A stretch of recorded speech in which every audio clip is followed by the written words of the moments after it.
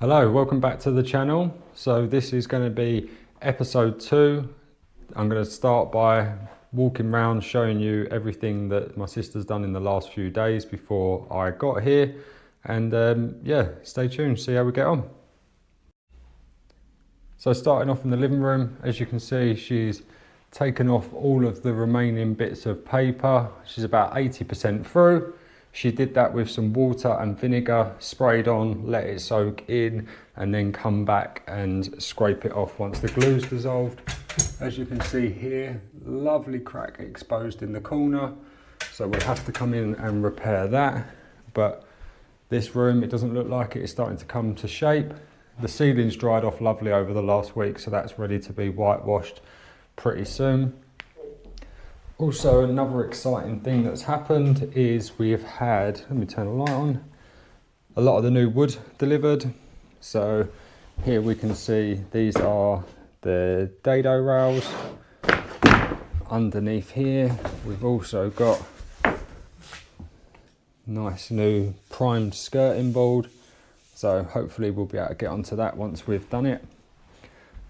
We've also got obviously all of the appliances here. We're hoping to move some of them first thing this morning. I'm going to get the fridge freezer fitted and the washing machine tumble dryer. They're on a stacker system, so I'll show you that. Another big job this weekend, we've got the electrician, OM Electrical. Owen's going to come in and do a new fuse box on Friday.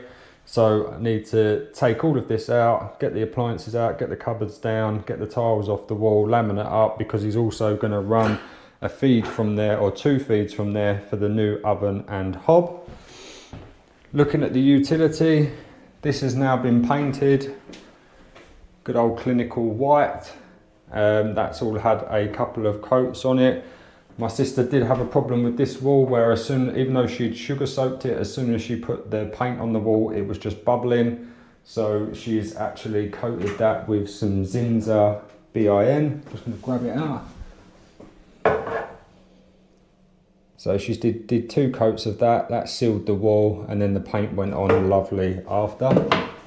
Yeah, let's get cracking. So one of the things that I wanted to show you is how to adjust a kitchen cabinet door if they've fallen or been misadjusted by your kitchen fitter, or they've just dropped over time. So I'll show you, this is a standard kitchen cupboard. It's got really cheap rusty hinges. As you can see, they're not even soft close. But if you look here, you can see there's a gap. And then when we go up to the bottom, up to the top even, you see it's nice and flush. And then inside here, you can see there's a lot of adjustment. Bring the light here. Oh, let's see if I can adjust this light. So what you've got is you've got this screw here, this screw here. This will adjust it going up and down. So you could loosen them and loosen the 2 at the top, and that will adjust that to go up and down. And then this screw here and this screw here, these are the ones to adjust it out that way. So for instance, if we come down and we look at that, we can see that when we adjust this, the door can move. See it slightly moving? So if we pull it over here, we can see that that gap is now in line with the one above. And then for instance, if you wanted to adjust it up and down, you would literally use your flathead screwdriver, undo these a little bit,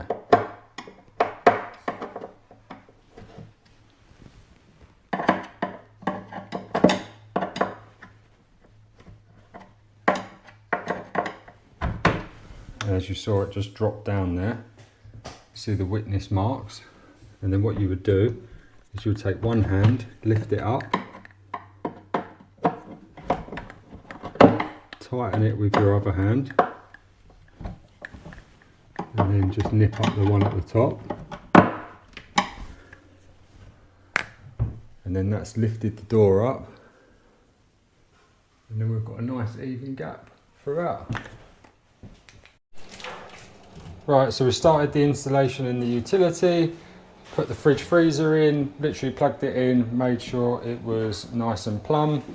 Then I pulled the washing machine in, I need to sort out the waste here because it's a bit of a mess, and it looks like the previous owners have taken some stuff with them, but connected up the water. Now also looking at the stacker kit that my sister has bought, going to go through how we do this. So we're going to have the washing machine at the bottom, tumble dryer on the top. The first thing that it asks us to do, these are the instructions. So make sure we've got the drawer / stacker plate, 2 end caps, pipe hose, 8 screws, and the drill bit. I thought it was actually really nice that they give you this little drill bit with it, so you can't drill too deep. And then the first job is you go in here, you take out the Phillips head screw, you take out these shipping caps, and then you literally replace them with the 2 caps, which are these 2 caps here. You literally replace it with that. Step 2, we're going to align it up on top of the washing machine so that it's in the right place. Make sure we can measure the distances side to side so that it's not sitting one side or the other. Mark it with a pencil, remove it, and then we'll start our drilling. Right, so moving on to stage 2.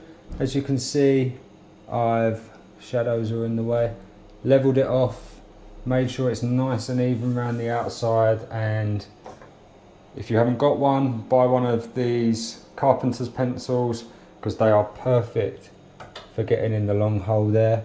As you see, a normal pencil wouldn't have gone through there and it would have just been a pain in the backside.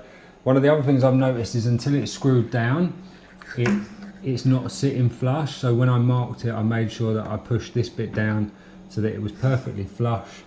The holes are there. We should now be able to take that off and just drill the holes. Right, let's give this a go then.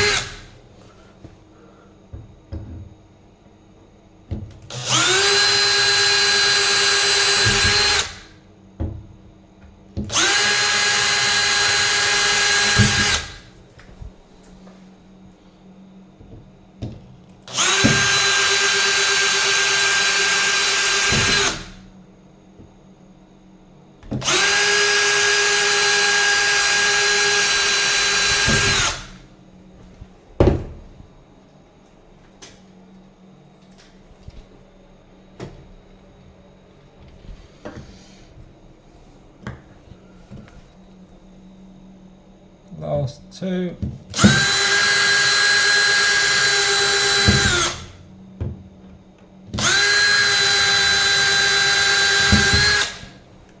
And as you can see, it's a provided drill bit, and that means that we don't drill too far into the appliance. Let's clean it off and let's screw on the stacker kit. So we've blown the dust off, refitted the top, and as you can see, hard to see with the shadows, but the holes are in the perfect location, and these are the 8 screws, so they are bigger screws than the hole to give it something to grip onto. Let's screw them in. Now, one of my top tips is get all of your screws in.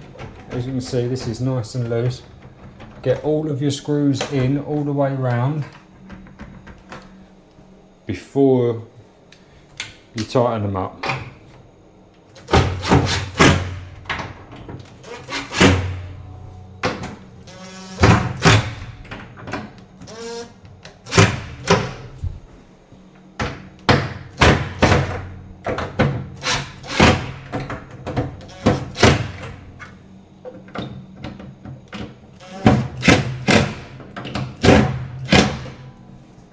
Job done. All of the screws have now been fitted. Let's have a look at the instructions.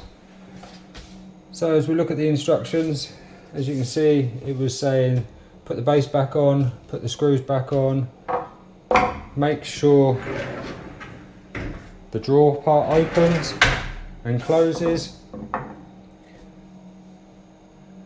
And then it's asking me to remove these end caps, which are the ones that we've just fitted again when we changed them right at the start. So let's take them off.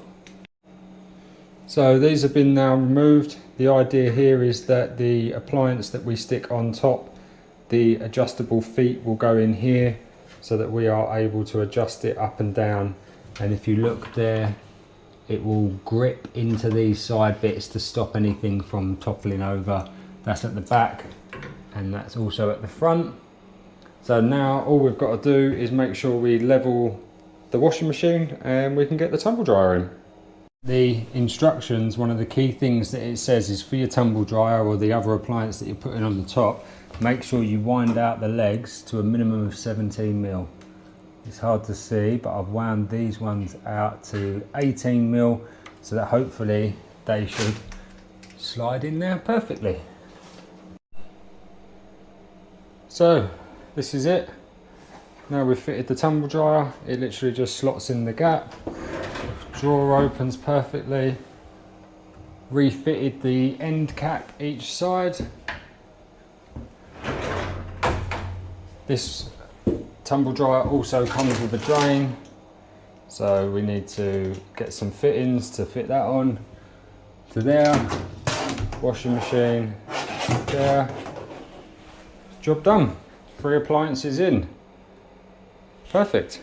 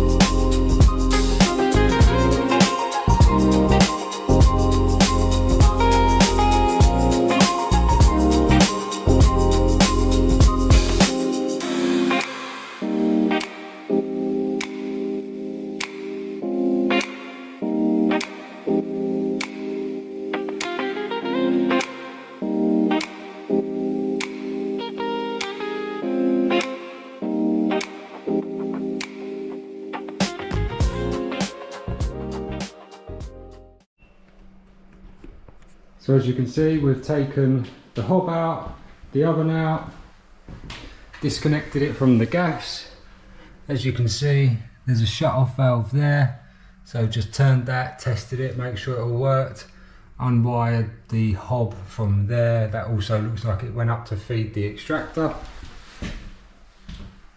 I'm making good progress, and now we can look at undoing these 2 bits of worktop. You see the joins there.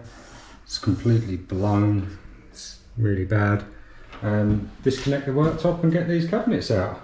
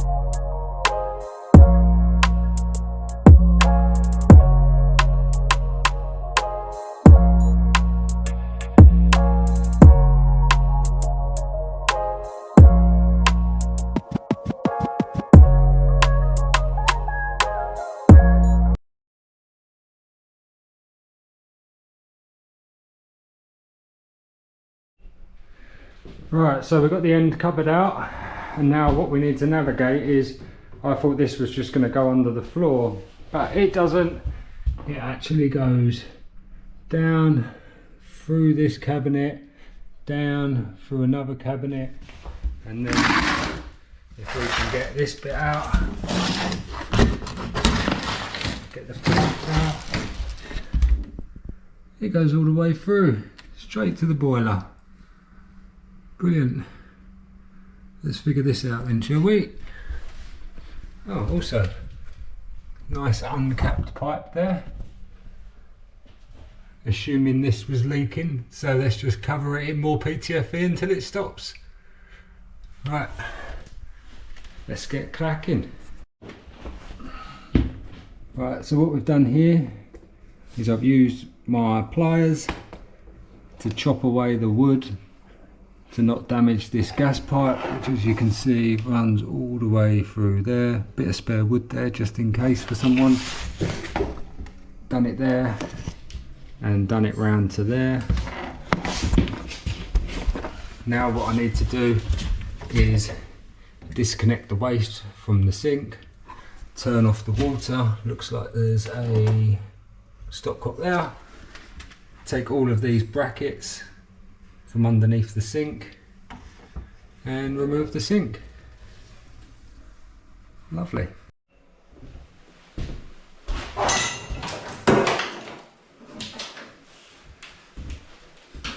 As easy as that.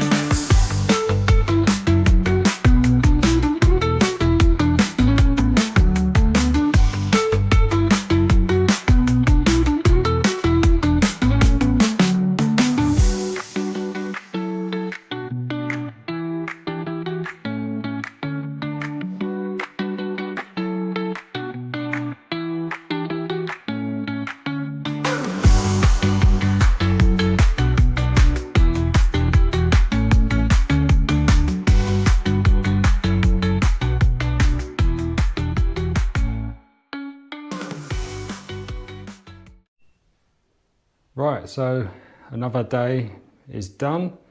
Let's show you exactly what we've got done today.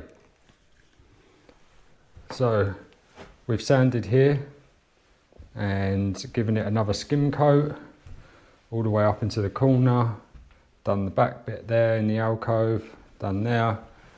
Put our first coat over the bonding here, already looking better. That will dry overnight and then we can sand that tomorrow morning. Also managed to use the vinegar water solution and get the remainder of the wood chip wallpaper off, which is great. Also managed to sand and give another coat to this corner, so that's starting to come back now, which is lovely. It's drying really well. Also done another skim coat on these. Hopefully should be sanded tomorrow and may need a tiny bit more or they are done. Still need to tackle up the top. That's fine, we'll crack on with that tomorrow. Put a skim coat of filler over the bonding that we did last Sunday. Also sanded and refilled here, giving this a lovely skim coat over the top of that, so that should sand back perfect tomorrow, and then hopefully that bit will be done. Emptied out some of the appliances that were here, which is good. Into the kitchen where we've got the most drastic change. We've taken all of the cabinets out, so we had a wall cabinet there, extractor. We had 2 wall cabinets there, 2 cabinets there, worktops throughout, sink and everything. Taken everything off, as you can see, capped it off there, capped it off there. This is the gas pipe that you could see was running underneath all of the cabinets, all the way back towards where the boiler is.